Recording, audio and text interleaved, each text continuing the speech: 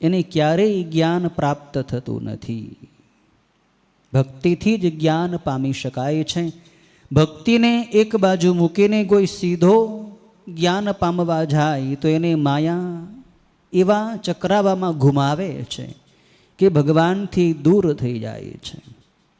અનન્ય શરણાગતિવાળી જે ભક્તિ છે એનાથી જીવ સહજમાં આત્મજ્ઞાન પ્રાપ્ત કરી શકે છે. ભક્તિ એ સર્વ સાધનોમાં સર્વશ્રેષ્ઠ સાધન છે. ભક્તિ તે મૂળ, જ્ઞાન તે ફળ, વૈરાગ્ય કેવલ તઈ છે ફૂલ. એકનાથજી મહારાજ પણ પોતાના ગ્રંથોમાં કહે છે કે કોઈ વૃક્ષ હોય એનું વૃક્ષમાં સૌથી વધુ મહત્વ મૂળનું છે. મૂળો નાસ્તિ કુતઃ શાખા.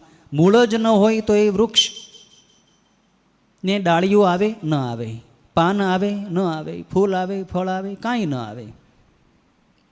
મૂળ જ નથી તો કુતઃ શાખા, શાખા પ્રશાખા કેવી રીતે ઉત્પન્ન થાય? એમ ભક્તિ જ જીવનમાં ન આવે તો જ્ઞાન ક્યાંથી થાય? ભક્તિથી વૈરાગ્ય થાય છે ને વૈરાગ્યથી જ્ઞાન પ્રાપ્ત થાય છે. ભક્તિને મૂળ બતાવ્યું છે, વૈરાગ્યને ફૂલ બતાવ્યું છે અને જ્ઞાનને ફળ બતાવ્યું છે.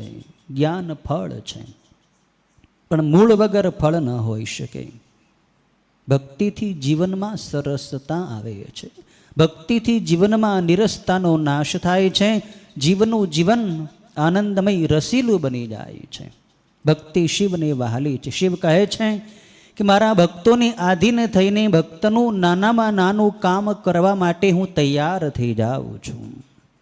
મારો ભક્ત હોય ભલે ગરીબ હોય અને એનું નાનામાં નાનું કામ હોય, એના ઘરની સાફ સફાઈ કરવી, એની મજૂરી કરવી, એની આજ્ઞાનું પાલન કરવું, એ બધાય કામ કરવા માટે હું તૈયાર થઈ જાઉં છું. ભક્તિ મને વશ